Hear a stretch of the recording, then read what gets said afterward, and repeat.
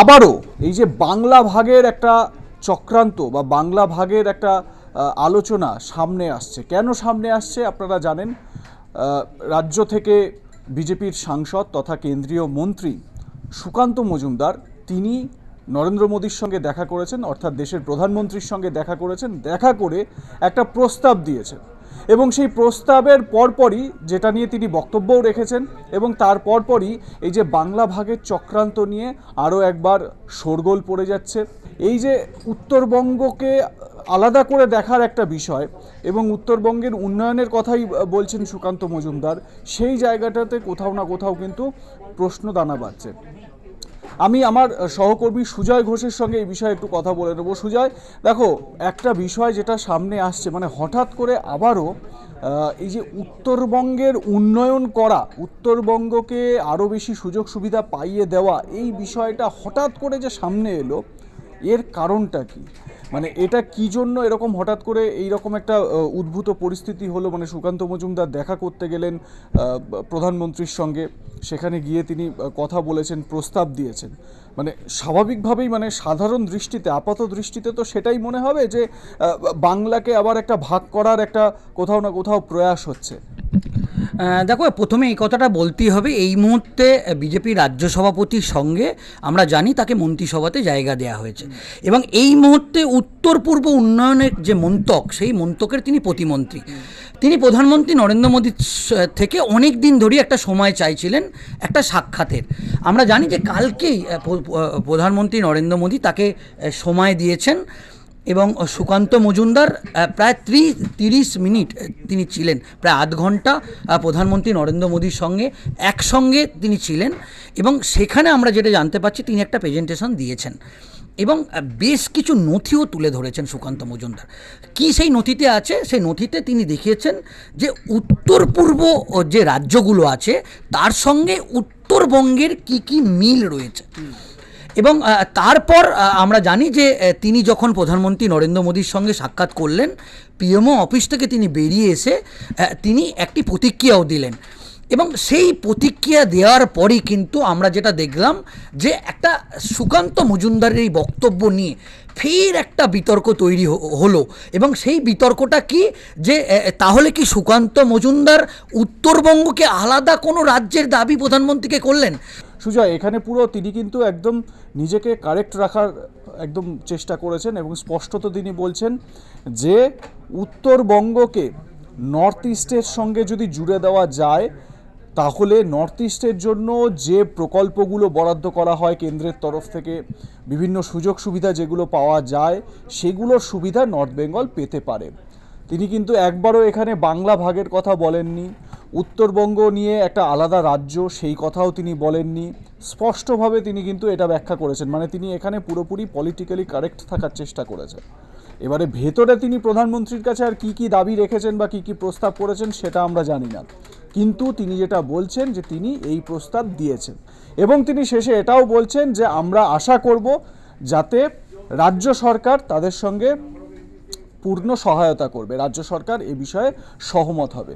এবারে দেখো, একদিক থেকে যদি আমরা দেখি তাহলে উত্তরবঙ্গের সামগ্রিক উন্নয়নের জন্য তাহলে একটা দরবার করা এবং তাতে তৃণমূল কংগ্রেস বা রাজ্যের শাসক দল তাদের আপত্তি থাকার কোনো কথা নয়, কিন্তু আপত্তি একটা উঠছে পরোক্ষে বাংলা ভাগের কোনো একটা ছক হচ্ছে কিনা সেই নিয়েও কিন্তু চর্চা শুরু হয়ে গেছে।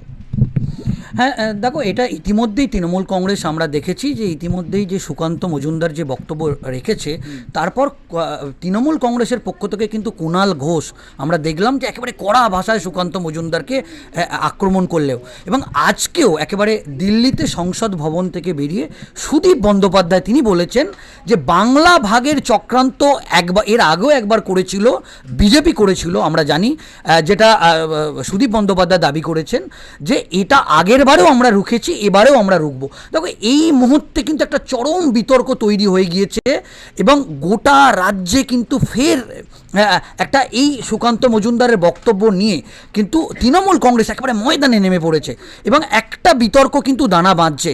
তাহলে কি তুমি যেটা বললে একেবারে ঠিক, যে প্রধানমন্ত্রীর সঙ্গে তার এই যে 30 মিনিটের যে সাক্ষাৎ, সেখানে তো কেউ ছিলেন না, সুকান্ত মজুমদার একাই ছিলেন। সুকান্ত মজুমদার প্রধানমন্ত্রীর সঙ্গে সাক্ষাৎ করে আসার পর তিনি যেটা বললেন, কিন্তু প্রধানমন্ত্রী তৃণমূল কংগ্রেস এটাই বলছেন যে তিনি যে একান্তে প্রধানমন্ত্রীর সঙ্গে সাক্ষাৎ করেছিলেন, তাহলে কি তিনি বেরিয়ে এসে এই মন্তব্য করছেন?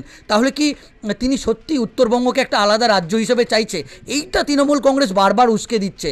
এবং অবশ্যই আমরা দেখলাম যে আজকে শ্রমিক ভট্টাচার্য, বিজেপির রাজ্যসভার সাংসদ এবং অন্যতম মুখপাত্র, তিনিও দিল্লিতে দেখলাম তিনি সুকান্ত মজুমদারের পাশে না থেকে তিনি একেবারে স্পষ্ট চাঁচাছোলা ভাষায় বললেন যে বিজেপি কোনোদিনই বাংলা ভাগ চায় না, এটা তৃণমূল কংগ্রেসের চক্রান্ত। সুকান্ত মজুমদার এই বক্তব্য বলতে চাননি। সুকান্ত মজুমদার এটা বলতে চেয়েছেন যে তিনি একেবারে একাধিক মন্তব্যর মধ্যে তিনি বলেছেন, মানে সুকান্ত মজুমদারের যে বক্তব্য সেটাকে তিনি ডিফেন্ড করেছেন এবং তিনি বলছেন যে বিজেপি কোনোভাবে বাংলা ভাগ চায় না, এটা তিনি স্পষ্টভাবে বলেছেন। যেখানে তিনি স্পষ্ট বলছেন যে বাংলা ভাগ বিজেপি একেবারেই চায় না। কিন্তু আলোচনা তো উঠছেই বা চর্চা তো উঠছেই, এবং যেটা আমি প্রথমেই বললাম যে তৃণমূল কংগ্রেসের তরফ থেকে কুণাল ঘোষ তিনি এর প্রতিক্রিয়া দিয়েছেন।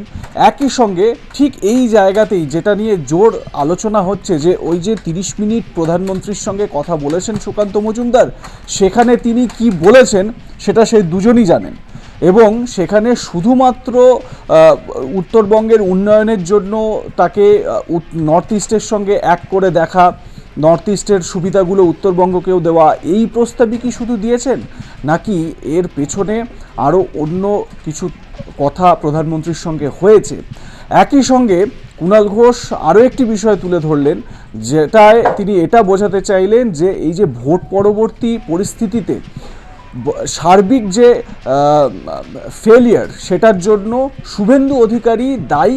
সুকান্ত মজুমদার নাকি প্রধানমন্ত্রীকে এইটা বুঝিয়েছেন ভালো করে। মানে দুটো জিনিস তুলে ধরলেন কুণাল ঘোষ। এক হচ্ছে গিয়ে বাংলা ভাগের চক্রান্ত, মানে না বলেও পরোক্ষে এটা বুঝিয়ে দেওয়া, আর হচ্ছে গিয়ে শুভেন্দুর বিরুদ্ধে একটা ষড়যন্ত্র বা চক্রান্ত, এরকম একটা তত্ত্ব খাড়া করলেন কুণাল ঘোষ। কথা হচ্ছে যে কেন এই যে বাংলা ভাগের বিষয়টা আসছে, সুজা এবার এর যদি একটু ভেতরে আমরা আলোচনা করি, সেটা হচ্ছে গিয়ে তুমি জানো খুব ভালো করে যে গোর্খাদের যে আন্দোলন, রক্তক্ষয়ী আন্দোলন, সুভাষ ঘিসিং, তারপর বিমল গুরুং, এদের নেতৃত্বে যে আন্দোলন হয়েছে, সেই আন্দোলনের মূল বক্তব্যই কিন্তু এটা যে পৃথক গোর্খাল্যান্ড। সেটা কেন্দ্রের কাছেও দাবি করা হয়েছিল, রাজ্যের কাছেও সেই একই দাবি, এবং সেই জায়গা থেকে, সেই অবস্থান থেকে তারা কিন্তু অনড়।